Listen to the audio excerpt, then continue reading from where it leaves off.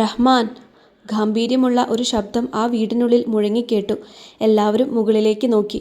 വെള്ളത്തുണിയും ഷർട്ടുമിട്ട് ഗൗരവമായ മുഖത്തോടെ തീക്ഷ്ണത ഏറിയ കണ്ണുകളോടെ ഒരാൾ സ്റ്റെയർ ഇറങ്ങി വന്നു. താഴെ ഇരുന്നവരെല്ലാം അദ്ദേഹത്തെ കണ്ടെഴുന്നേറ്റു നിന്നു. നെറ്റിയിലെ നിസ്കാരത്തഴമ്പും വെള്ളിനാരുകൾ നിറഞ്ഞ താടിയും മുടിയും ആ മുഖത്തിൻ്റെ ഐശ്വര്യം വർദ്ധിപ്പിച്ചു. കാസിം കോയ ഹാജി, കളരിപ്പയറ്റിൽ അഗ്രഗണ്യൻ, ഇന്നും പലർക്കും തൻ്റെ അറിവ് പകർന്നു നൽകുന്ന ഗുരുനാഥൻ. റഹ്മാൻ, നീ നിന്റെ കുടുംബത്തെയും കൊണ്ട് എത്രയും പെട്ടെന്ന് ഇവിടെ നിന്നിറങ്ങണം. ഈ വീട്ടിൽ നിന്ന് ആരും എൻ്റെ കുഞ്ഞിനെതിരെ കുരയ്ക്കരുത്. അവളുടെ ബാപ്പ മിണ്ടാതിരിക്കുന്നുണ്ടെന്ന് കരുതി എൻ്റെ കുഞ്ഞിനെ എന്തെങ്കിലും പറഞ്ഞാലുണ്ടല്ലോ. അവനല്ല അവളെ വളർത്തിയത്, ഞാനാണ്. എനിക്കറിയാം എൻ്റെ കുഞ്ഞിനെ. അവൾക്കൊരു ഇഷ്ടമുണ്ടെങ്കിൽ അത് പറയാനുള്ള ധൈര്യവും അവൾക്കുണ്ട്. എൻ്റെ കുഞ്ഞിനെ വിശ്വസിക്കാൻ എനിക്കാരുടെയും സർട്ടിഫിക്കറ്റ് വേണ്ട. അതുകൊണ്ട് കൂടുതൽ ഇവിടെ നിന്ന് പ്രസംഗിക്കാതെ ഇറങ്ങാൻ നോക്ക്. അത് കേട്ടതും എല്ലാവരുടെയും വായ അടഞ്ഞുപോയി. ഒന്നും മിണ്ടാതെ അവരവിടെ നിന്നും ഇറങ്ങിപ്പോയി. അവർ പോയതും കാസിം ഹാജി തിരിഞ്ഞു നിന്ന് ഹക്കീമിനോടായി പറഞ്ഞു, കൊച്ചു, എന്തായടാ? നിന്റെ പോലീസുകാരെ കൊണ്ട് ഒന്നും പറ്റുന്നില്ലേ? അന്വേഷിക്കുന്നുണ്ട് വാപ്പച്ചി, പക്ഷേ ഇതുവരെ ഒരു തുമ്പും കിട്ടിയിട്ടില്ല. കാറിനടുത്ത് ഒരു പിടിവലി നടന്നതിന് യാതൊരു ലക്ഷണവുമില്ല. എന്തായാലും പേടിക്കണ്ട, അത്ര പെട്ടെന്നൊന്നും അവളെ ഒന്നും ചെയ്യാൻ ആർക്കും കഴിയില്ല. പക്ഷേ കാസിമിനെ മുഖം തെളിഞ്ഞില്ല. പേടിക്കണം മോനെ, എനിക്ക് തോന്നുന്നത് അവളെ ബോധം കെടുത്തി ആയിരിക്കണം കൊണ്ടുപോയിരിക്കുന്നത്. അല്ലാതെ അവളെ കീഴ്പ്പെടുത്തി കൊണ്ടുപോകുന്നത് അത്ര എളുപ്പമല്ല. ഫിറുവിനെ തല്ലുന്നത് കണ്ട് പുറത്തേക്കിറങ്ങിയപ്പോൾ ആയിരിക്കണം അവളെ ബോധം കെടുത്തിയത്. അങ്ങനെയാണെങ്കിൽ നമ്മൾ പേടിക്കണം. എൻ്റെ കുട്ടിക്ക് പ്രതികരിക്കാൻ കഴിയാതെ ഇരിക്കുകയായിരിക്കും. എത്രയും വേഗം എന്തെങ്കിലും ചെയ്യണം. ഞാൻ നോക്കാം വാപ്പച്ചി, അവൾക്കൊന്നും സംഭവിക്കില്ല. അതും പറഞ്ഞുകൊണ്ട് ഹക്കീം ഫോണെടുത്ത് പുറത്തേക്ക് പോയി. മോളെ കൊണ്ടുപോവാൻ മാത്രം നിന്നോട് ശത്രുതയുള്ള ആരെങ്കിലും ഉണ്ടോ കുഞ്ഞാ? കാസിം ഷായോട് ചോദിച്ചു. ഇല്ല വാപ്പച്ചി, മോളെ വെച്ച് വിലപേശുന്ന ശത്രുക്കളൊന്നും എനിക്കില്ല. നീ ഇങ്ങനെ തളർന്നാലെങ്ങനാ? കണ്ടില്ലേ മോളും കുഞ്ഞും വിഷമിച്ചിരിക്കുന്നത്? കാസിം ഷായുടെ അടുത്തിരുന്ന് അവൻ്റെ തലയിൽ തലോടി. എനിക്ക് പറ്റുന്നില്ല വാപ്പച്ചി, പേടിയാവുന്നു. എൻ്റെ കുഞ്ഞ്. ഷാ തളർന്നുകൊണ്ട് കാസിമിൻ്റെ തോളിലേക്ക് ചാരി. ഹാ, ഒന്നുമില്ലട ചെക്ക, അവൾ നമ്മുടെ പുലിക്കുട്ടിയല്ലേ. ഒന്നും സംഭവിക്കില്ല, അവൾ വേഗം വരും. ഹാഷി, നീ ഉമ്മാനെ കൊണ്ട് അകത്തേക്ക് പോ. അവൾ ഒന്ന് കിടന്നോട്ടെ. ഉറപ്പില്ലെങ്കിലും അവരെ സമാധാനിപ്പിക്കാൻ എന്ന വണ്ണം അദ്ദേഹം അവരോട് പറഞ്ഞു. ആദി ചുറ്റും നോക്കി. രക്ഷപ്പെടാൻ എന്തെങ്കിലും ഒരു വഴി കണ്ടുപിടിച്ചേ മതിയാകൂ. അവൾ റൂം മുഴുവൻ നടന്നു നോക്കി. അപ്പോഴാണ് റൂമിൻ്റെ മൂലയിൽ ഒരു CCTV ക്യാമറ അവൾ കണ്ടത്. ആരോ തന്നെ നിരീക്ഷിക്കുന്നുണ്ടെന്ന് അവൾക്ക് മനസ്സിലായി. അവൾ ബെഡിൽ വന്നിരുന്നു. നല്ല വിശപ്പ്. ഇന്നലെ ഫ്ലൈറ്റിൽ നിന്ന് ഒന്നും കഴിച്ചിരുന്നില്ല.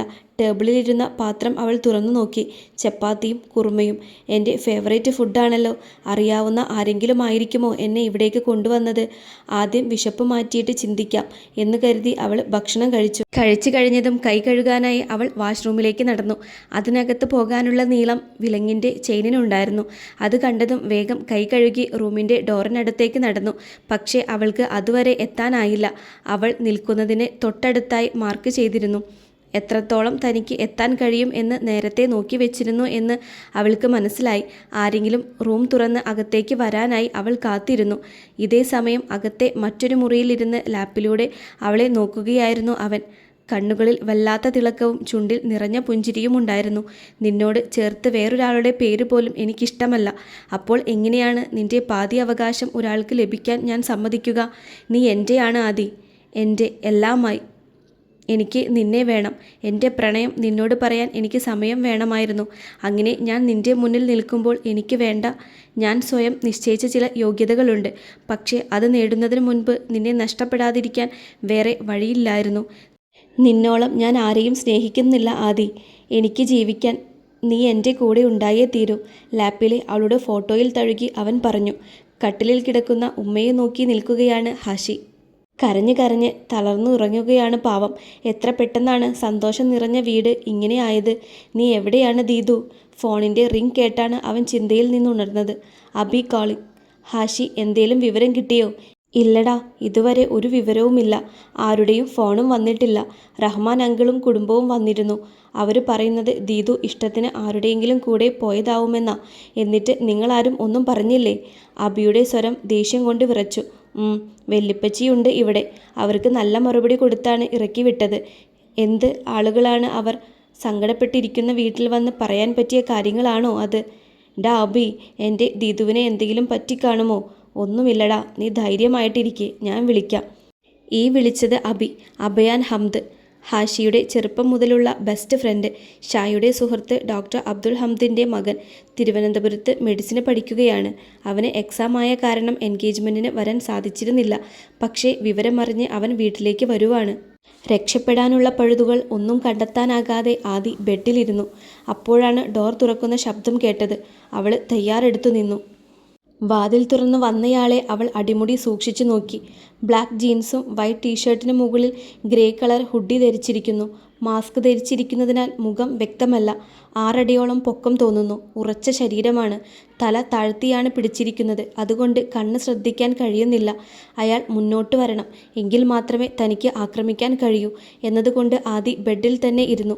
പക്ഷേ അയാൾ നിലത്ത് മാർക്ക് ചെയ്തിരിക്കുന്നതിൻ്റെ കുറച്ച് മുൻപിൽ വന്ന് നിന്നു. അയാൾ കയ്യിലുള്ള പാത്രം നിലത്ത് വെച്ചു.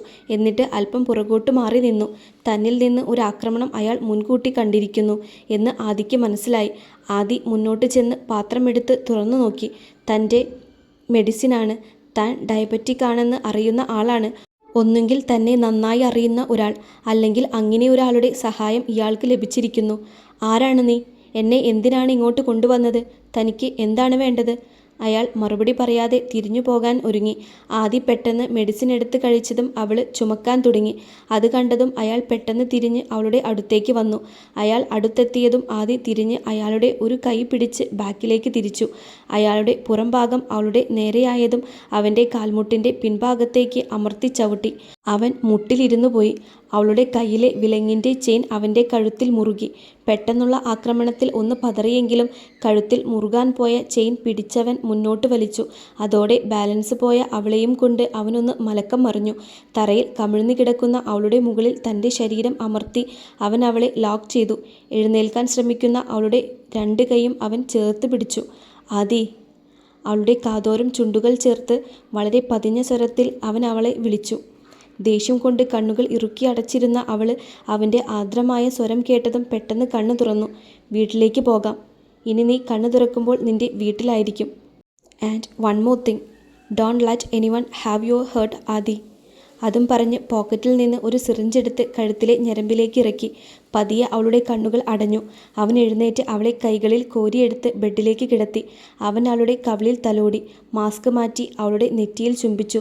തൻ്റെ പ്രണയത്തിന് ആദ്യമായി നൽകുന്ന ചുംബനം. അതിൻ്റെ നിർവൃതിയിൽ ചുണ്ടുകൾ അവളുടെ നെറ്റിയിൽ അല്പനേരം കൂടി വിശ്രമിക്കുമ്പോൾ അതിന് കൂട്ടായെന്നോണം ഒരു തുള്ളി കണ്ണുനീരും അവളുടെ മുഖത്തേക്ക് വീണിരുന്നു. അവൻ്റെ സന്തോഷത്തിന് ഹൃദയത്തിൽ നിന്നുള്ള കയ്യൊപ്പ് പോലെ. സമയം വൈകുന്നേരത്തോടടുത്തു. ആദിയുടെ കാര്യങ്ങൾ ഒരുവിധം എല്ലാവരും അറിഞ്ഞിരിക്കുന്നു. ചിറക്കൽ വീട്ടിലെ മനുഷ്യജന്മങ്ങൾ ജലപാനം പോലുമില്ലാതെ മൃതസമാനമായിരിക്കുന്നു. പെട്ടെന്ന് ഷായുടെ ഫോൺ റിംഗ് ചെയ്തു. എല്ലാവരുടെയും മനസ്സിൽ ഭയവും പ്രതീക്ഷയും ഒരുപോലെ കടന്നു വന്നു. ഹലോ. ആണോ? എവിടെയാ? ശരി, ഞാനിതാ എത്തി. ഫോൺ വെച്ചതും ഷാ കണ്ടു തന്നെ പ്രതീക്ഷയോടെ നോക്കുന്ന കണ്ണുകളെ. മറുപടിയായി ഒന്ന് നിറഞ്ഞു പുഞ്ചിരിക്കാൻ മാത്രമേ അയാൾക്ക് കഴിഞ്ഞുള്ളൂ. അതിലുണ്ടായിരുന്നു ഉത്തരവും. ഞാനും വരുന്നുണ്ട് എൻ്റെ കുഞ്ഞിനടുത്തേക്ക്.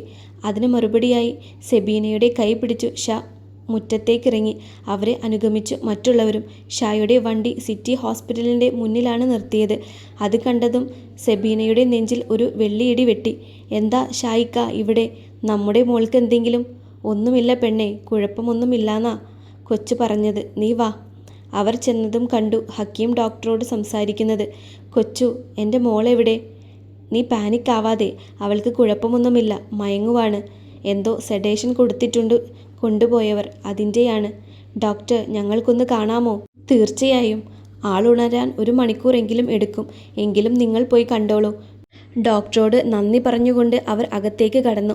അവിടെ കട്ടിലിൽ ശാന്തമായി കിടക്കുന്ന അവളെ കണ്ടാണ് കുറേ മണിക്കൂറുകളായി തങ്ങൾ അനുഭവിക്കുന്ന വേദനയിൽ നിന്ന് അവർ പുറത്തേക്ക് കടന്നത്.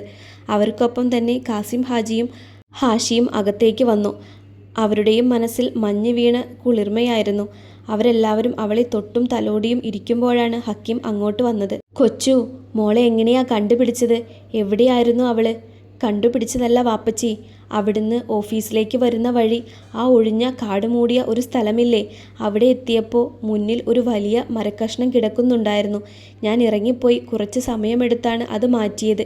തിരികെ വണ്ടിയിലേക്ക് വന്നപ്പോൾ അതിനകത്ത് മോൾ കിടക്കുന്നുണ്ടായിരുന്നു. വിളിച്ചപ്പോൾ ബോധമില്ല. അപ്പോൾ പിന്നെ ഞാൻ നേരെ ഇങ്ങോട്ട് കൊണ്ടുവന്നു. അവിടുന്ന് വല്ല തുമ്പും കിട്ടുമോ എന്ന് നോക്കാൻ ഞാൻ ആളെ വിട്ടിട്ടുണ്ട്. ഡോക്ടർ എന്ത് പറഞ്ഞു? അവൾക്ക് നേരെ യാതൊരു ആക്രമവും നടന്ന ലക്ഷണമില്ലെന്ന് പറഞ്ഞു. ഇനി ആളു മാറി കൊണ്ടുപോയതാണോ എന്നും അറിയില്ല. എന്തായാലും അവൾ ഉണർന്നാലേ ബാക്കി അറിയാൻ കഴിയൂ. സമയം കടന്നുപോയി. എല്ലാവരും അവൾ ഉണരുന്നതും കാത്തിരിക്കുകയാണ്. ആദി പതിയെ കണ്ണുകൾ തുറന്നതും അവൾ കണ്ടു. സ്നേഹത്തോടെയും ആവലാതിയോടെയും തന്നെ നോക്കുന്ന തൻ്റെ കുടുംബത്തെ. അവൾ പുഞ്ചിരിച്ചുകൊണ്ട് എഴുന്നേറ്റിരുന്നു. ഷാ അവളെ താങ്ങിയതും എനിക്ക് കുഴപ്പമൊന്നുമില്ല വാപ്പി, I am perfectly all right. അയാൾ അവളുടെ നെറുകയിൽ ചുംബിച്ചു. പിന്നെ അങ്ങോട്ട് ഉമ്മയുടെ കണ്ണീരഭിഷേകമായിരുന്നു. തൊട്ടും തലോടിയും തൻ്റെ സങ്കടം ഒഴുക്കിക്കളയുകയായിരുന്നു ഉമ്മി. വാപ്പി, ഫിറു അവൻ ഓക്കെയല്ലേ? ഇല്ലടാ, അവന് കുഴപ്പമൊന്നുമില്ല. അടി കിട്ടിയപ്പോൾ ബോധം പോയെന്ന് മാത്രമേ ഉള്ളൂ. അവൻ തന്നെയാണ് ബോധം വന്നപ്പോൾ ഞങ്ങളെ വിളിച്ചു പറഞ്ഞത്. വീട്ടിൽ നടന്ന സംസാരം തൽക്കാലം അവളോട് പറയേണ്ടെന്ന് തോന്നി. എന്താണ് കാസിം കോയ, ഉടഞ്ഞല്ലോ? പേടിച്ചു പോയോ എൻ്റെ നരസിംഹം? കണ്ണുകൾ ഇറക്കി പുഞ്ചിരിയോടെ ചോദിക്കുന്നവളെ അയാൾ തുറച്ചു നോക്കി. അനക്കെന്തിനാ ഞാൻ അടവുകളൊക്കെ പഠിപ്പിച്ചു തന്നത്? ഓരെന്നെ കൊണ്ടുപോകുമ്പോൾ ഇജ്ജ് എന്തെടുക്കായിരുന്നു ഹമുക്കെ? പഠിപ്പിച്ചെന്നതൊക്കെ ആവശ്യത്തിന് ഉപകാരം ഉണ്ടാവാനാ. ഓ എൻ്റെ വല്യപ്പച്ചി, പഠിപ്പിച്ചത് മറന്നിട്ടൊന്നുമല്ല. എയർപോർട്ടിൽ നിന്നും ഇറങ്ങി കുറച്ചു ദൂരം കഴിഞ്ഞപ്പോഴാണ് ഒരു വണ്ടി ഞങ്ങളുടെ മുന്നിൽ ക്രോസ് ചെയ്ത് നിർത്തിയത്. ഫിറു ഇറങ്ങിപ്പോയി നോക്കിയപ്പോൾ ആരോ അവൻ്റെ തലയ്ക്കടിച്ചു. അത് കണ്ടാണ് ഞാൻ ഇറങ്ങിയത്. അപ്പോൾ ആരോ എന്നെ പിന്നിലൂടെ പിടിച്ചു എന്തോ മുഖത്തേക്ക് അടുപ്പിച്ചത് മാത്രമേ എനിക്ക് ഓർമ്മയുള്ളൂ. പിന്നെ കണ്ണു തുറന്നു നോക്കിയപ്പോൾ ഞാനൊരു റൂമിലായിരുന്നു. അവിടെ ഉണ്ടായതെല്ലാം അവൾ അവരോട് പറഞ്ഞു. അപ്പോൾ ആളു മാറി കൊണ്ടുപോയതല്ല. മോളെ, എന്തെങ്കിലും അടയാളം നിനക്ക് പറയാൻ പറ്റുമോ? മുഖം കാണാൻ കഴിഞ്ഞില്ല കൊച്ചപ്പ. അത്യാവശ്യം നല്ല ഹൈറ്റ് തോന്നി. And I think he know martial arts. എൻ്റെ ഇഷ്ടങ്ങളും അസുഖത്തെക്കുറിച്ചും എല്ലാം അറിയാം. പതിഞ്ഞ സ്വരത്തിൽ സംസാരിച്ചത് കൊണ്ട് സൗണ്ടിനെക്കുറിച്ച് വലിയ ഐഡിയ ഇല്ല. ഞാൻ എന്തായാലും നോക്കട്ടെ. മോളെ ഹാപ്പി ആയിട്ടിരിക്കെ. ഓക്കെ. അതും പറഞ്ഞ് ഹക്കീം പുറത്തേക്ക് പോയി. ആദ്യമല്ലേ സൈഡിലേക്ക് തല ചിരിച്ചു നോക്കി. അവിടെ കണ്ണ് നിറച്ച് നിൽക്കുന്നവനെ നോക്കി കൈ രണ്ടും വിരിച്ചു പിടിച്ചു. അവൻ ഓടി അവളുടെ നെഞ്ചിലേക്ക് ചാഞ്ഞു. അവൾ അവൻ്റെ തലയിൽ തലോടി. അവളിൽ മുറുകുന്ന അവൻ്റെ കൈകൾ അവൻ്റെ സങ്കടം വിളിച്ചോതുന്നുണ്ടായിരുന്നു. ഹാഷി, ഐ ലവ് യു ദീദി. തങ്ങളുടെ മക്കളുടെ സ്നേഹം ആ മാതാപിതാക്കളുടെ കണ്ണ് നിറച്ചു.